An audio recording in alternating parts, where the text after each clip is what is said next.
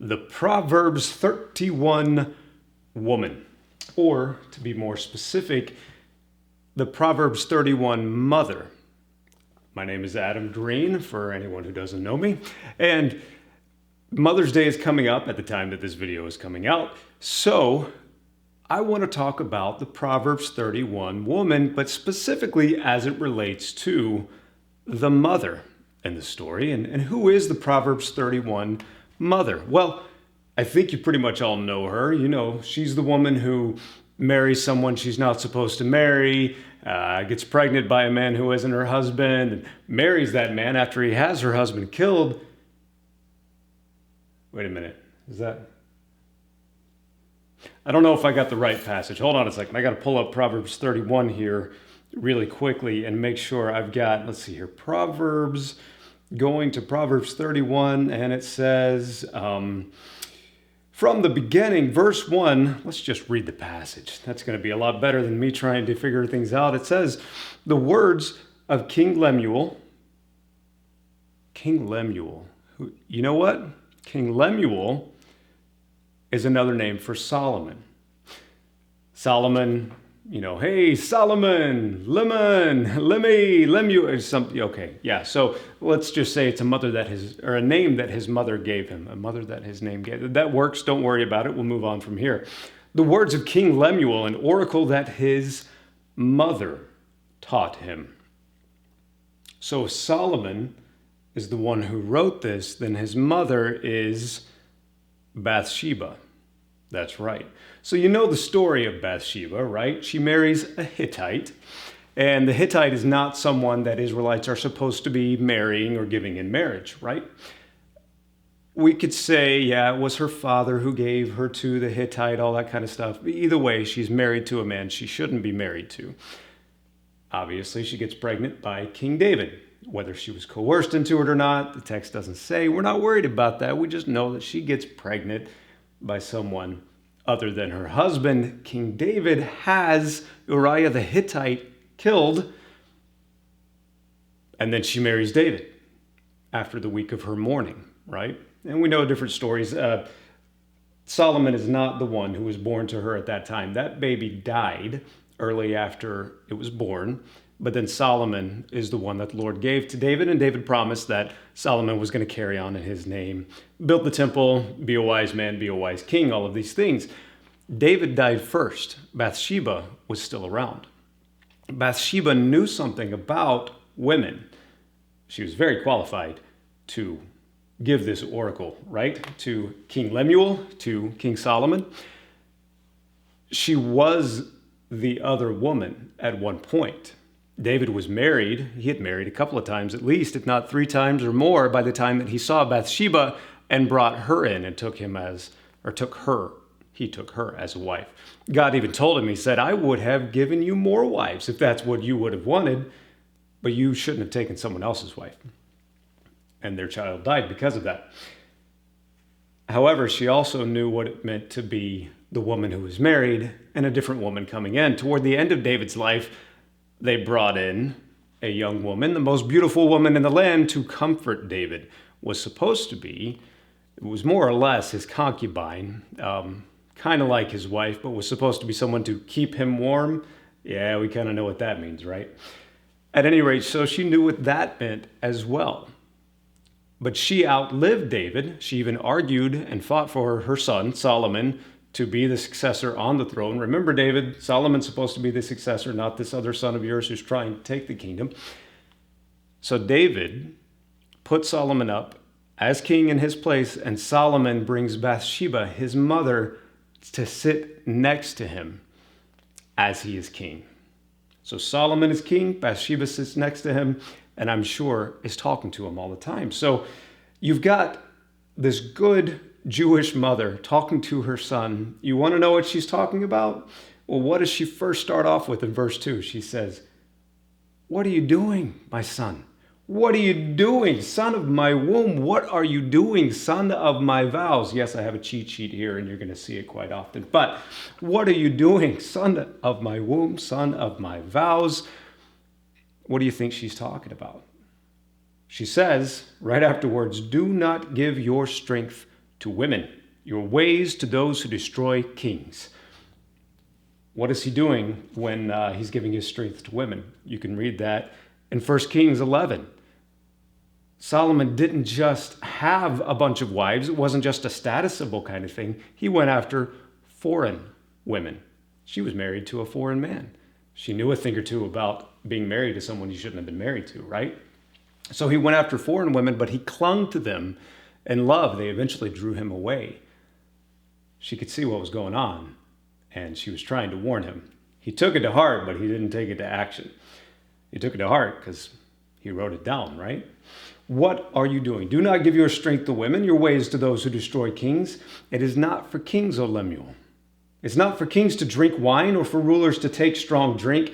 Also, another thing that Solomon knew a lot about. He did it a lot, didn't he? We can read all about it in Ecclesiastes. He pursued things with passion. I mean, not just wisdom, but women and work and worship and all these other things he pursued with a passion. Also strong drink, alcohol, women, wine, work, all of it. All the W's you can put in there. He did it. He knew what he was doing, and he pursued it to find out, will this bring me pleasure? Will this bring me fulfillment and satisfaction? The answer is no. That's a little spoiler alert, but go read Ecclesiastes. You can see all about that. But yeah, he was drinking strong drink, and she says it's not for kings to drink strong drink, O Lemuel. It is not for kings to drink wine or for rulers to take strong drink, lest they drink and forget what has been decreed and pervert the rights of the afflicted. Give strong drink to the one who is perishing, and wine to those in bitter distress. Let them drink and forget their poverty and remember their misery no more. Open your mouth for the mute, for the rights of all who are destitute. Open your mouth. Judge righteously. Defend the rights of the poor and needy. That's a little section in there, right? A little aside as she says, what are you doing? Don't give your strength to women. And then she mentions this little aside about the alcohol, which definitely he had a problem with alcohol. Personally, I think she's also kind of equating the two things, right? Giving your strength to women and alcohol. And she's also saying the women are going to draw you away, not just the alcohol, Solomon. And then she gets into this little section here, right? Not a little section. It's actually quite a big section. But she gets into the section and she says, an excellent wife who can find? And that's the one we know all about, correct? Well, from verse 10, as we move all the way down through the passage, at least until verse 29, maybe beyond that, into verse 30 and 31, this is what's known as a chiasm. What is a chiasm, you ask? Well, we're going to find out right now.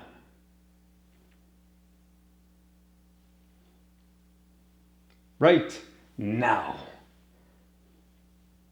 Okay, it's supposed to wipe and then move. You know what? Okay, I'm just going to go over here. That's going to be... Are you coming? Let's go. All right. Hey. Whoa. That's very big. All right. It's going to work for our purposes. I can tell you that right now. A chiasm. What is it? What does it mean? Let's find out. Okay, so if you remember your Greek fraternities and sororities or whatever other kind of stuff like that, you remember there's a letter that is chi or chi or something along those lines. So what does that letter look like? How does it go? It goes something like this. And then you have something like that. There we go. What is that? I hope you can see it. That is chi or chi. It's an X, basically. It's like a big X, right? So what is a chiasm? Well, let's find out. A chiasm is a type of literary device used in a lot of Hebrew poetry. And the way it works is you take half of that chi or chi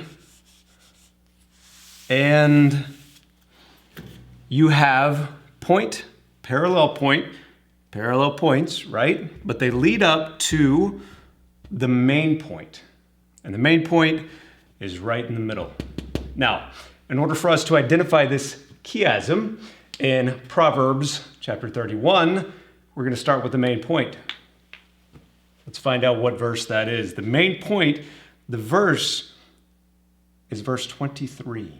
Okay? Verse 23 is the main point. You'd think it would be the most demanding, the most perfect, the best part about the Proverbs 31 woman, correct? So let's find out what it is. It says her husband is known in the gates when he sits among the elders of the land. So this is verse 23. That's your main point right there. Interesting. Her husband. All this talk about the Proverbs 31 woman, and the main point in this chiasm is about her husband. Well, who's it directed towards? It's directed towards Solomon. It's directed towards a young man who is chasing after women, clinging to them in love, seemingly trying to find that perfect and good woman. And his mother is teaching him, Solomon, what are you doing? What are you doing, my son? Don't give your strength to women. Come on. What are you doing? Okay? Let's find out what other things surround it, though. We're going to have the parallel verses. And remember, chapter and verse here was not in the original Hebrew. Okay? But what we do have is, say, verse 22 and verse 24. That's the next in this whole chiasm. So 22 and 24 we've got here, right? Excellent. 22 and 24. What does 22 say? She makes bed coverings for herself. Her clothing is fine linen and purple. 24, she makes linen garments and sells them. She delivers sashes to the merchant. Okay, linens and linens. Very nice. And purple was royalty in those days. Solomon was royalty. What about the city gates? The city gates is where a lot of royal business was done. There are several different things that are mentioned about the city gates. I just want to take this quick aside. It was at the gate of Sodom that Abraham's nephew, Lot, greeted the angelic visitors to his city. You can read about that in Genesis 19, especially verse 1. He was there with other leading men of the city. In the law of Moses, parents of a rebellious son were told to bring him to the city gate where the elders would examine the evidence and pass judgment. Deuteronomy 21, 18 through 21.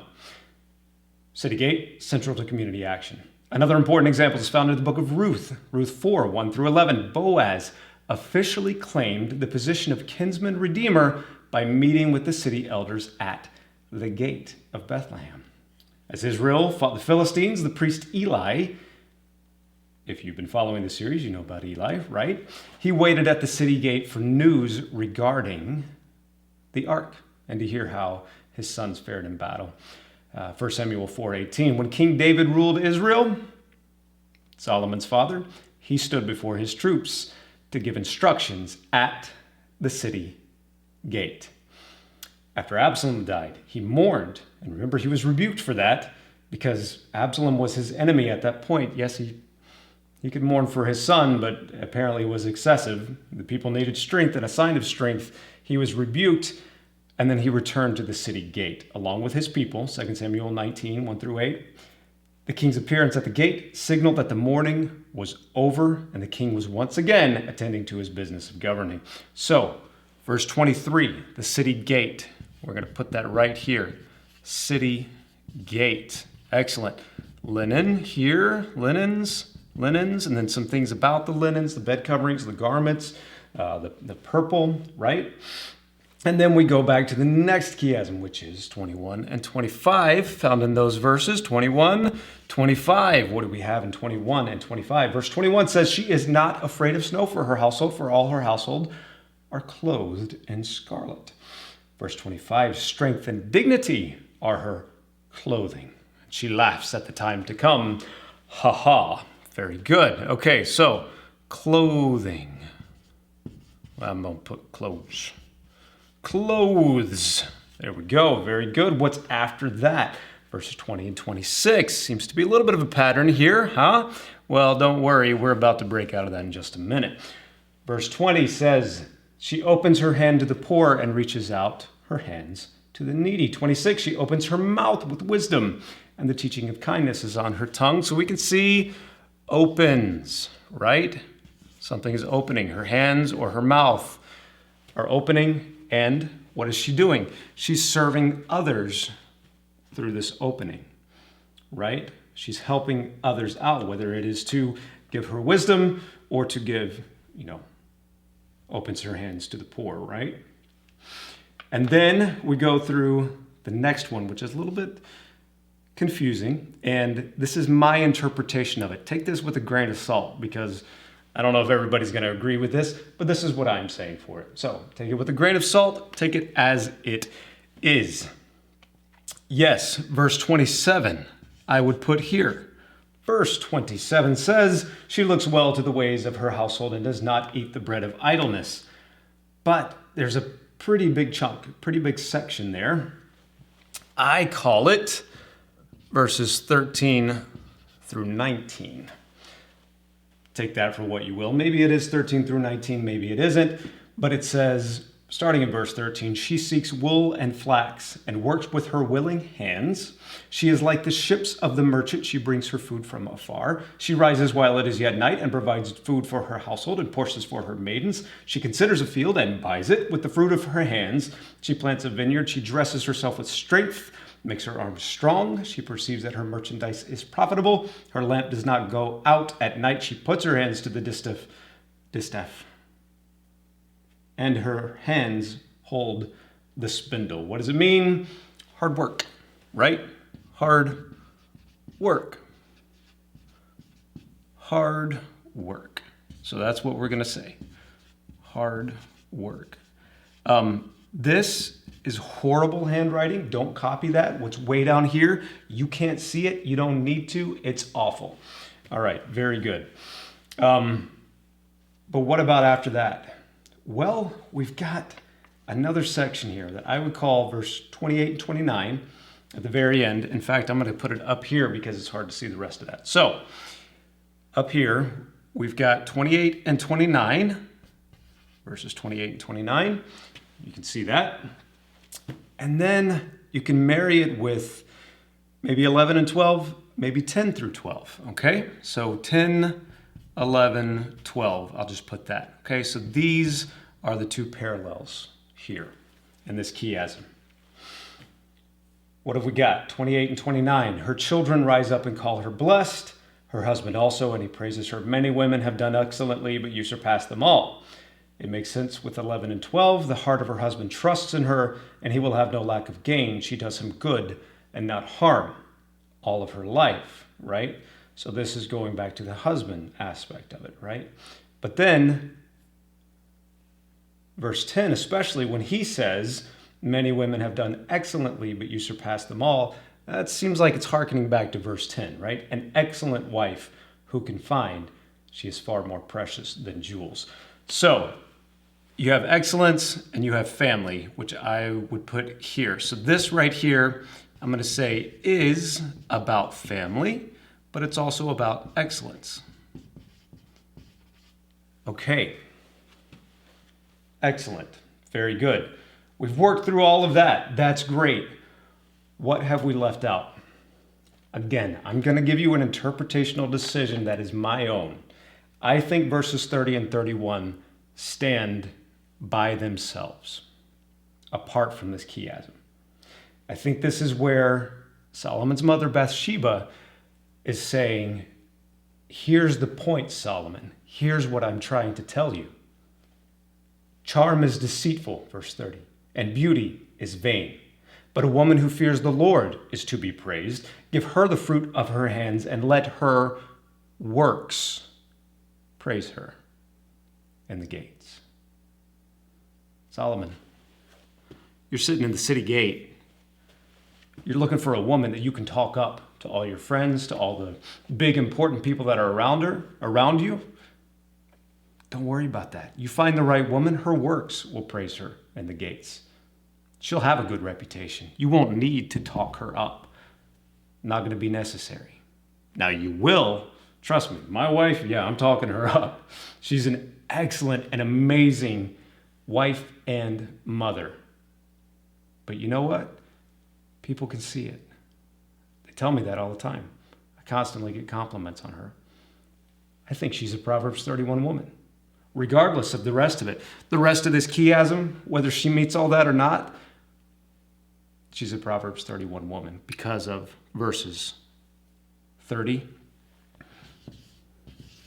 That's terrible, but don't worry about it. And 31. The point is, a woman who fears the Lord is worthy to be praised. Her works will praise her in the gates. Solomon knew about women, right? They were clearly on his mind. You read through Proverbs, you read through Song of Songs, you get an idea of how he felt about women. You read through Ecclesiastes, you see how he felt about alcohol and women and partying and all that kind of stuff. Solomon was never punished for chasing after foreign women. Is that important? It might be. The point is, those women and not getting that under control led him away from the Lord. Rather than focusing on a woman who fears the Lord, he just focused on whoever he could get, trying to find the right woman. That may be the way to interpret the passage. That may not. Take it with a grain of salt. It is not a hill I am willing to die on, but I will speak from it. For now, at least. Let's go back and let's wrap this thing up.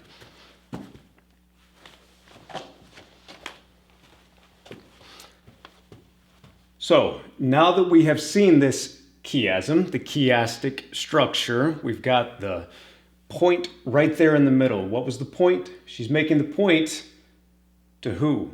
To Solomon.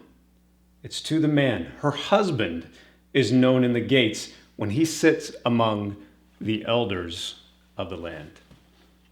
This passage is meant for men, especially for men who are jumping around from woman to woman trying to find the right woman, the perfect woman to marry, right? It's meant for men.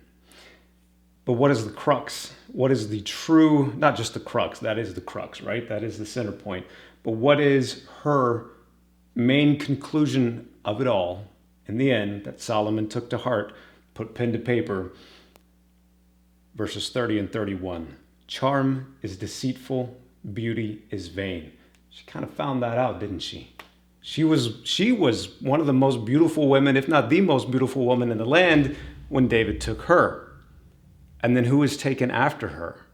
Later on in her life, the most beautiful woman in the land. So obviously her beauty had been surpassed by someone else. Charm is deceitful. Beauty is vain. But a woman who fears the Lord is to be praised. Do you think Solomon learned that lesson? Do you think he learned the lesson about the woman who fears the Lord is to be praised? He didn't. Instead, he went after women who worshiped other gods, even other gods like Molech. They would sacrifice babies to this god. He still went after those women because he clung to them in love. No doubt he was searching for that perfection. Give her the fruit of her hands, and let her works praise her in the gates. Now, there's a few ways to take this passage. You can take it as this is what the true woman is supposed to be like. This is what the Proverbs 31 woman, the Proverbs 31 mother should look like, the Proverbs 31 wife. This is how she should look. That may be the case. And I know it's taught that way over and over again. And none of these things that are mentioned are bad things. They're all good things. They're good character qualities. They're good traits. But they can be very overwhelming if you think you have to accomplish them all. She could be saying, you know what? All those things, yeah, they're great. But charm is deceitful and beauty is vain. A woman who fears the Lord is to be praised. That's where you should be putting your focus, Solomon. Not on all these other things. Not on all the excess. And it could be somewhere in the middle of that. It could be where she's saying, yeah, whatever you can get, take it, Solomon. But remember that charm is deceitful and beauty is vain. And if your woman fears the Lord, if your wife fears the Lord, she's going to make a good wife. She's going to make a good mother. You won't need to sit in the gates and praise her. You won't need to do it, Solomon. You know why? Because her works will praise her in the gates. And you can let her works praise her in the gates. People are going to know her anyway. You won't have to build her up. They're going to know her. Now, for me personally, the way I talk to my wife, the mother of my children, that's what I want her to focus on. As a Proverbs 31 mother, as a Proverbs 31 wife, as a Proverbs 31 woman, I want her to focus on verses 30 and 31, and I'm going to read them again to close this out. Charm is deceitful, beauty is vain, but a woman who fears the Lord is to be praised. Give her the fruit of her hands, and let her works praise her in the gates. Thank you.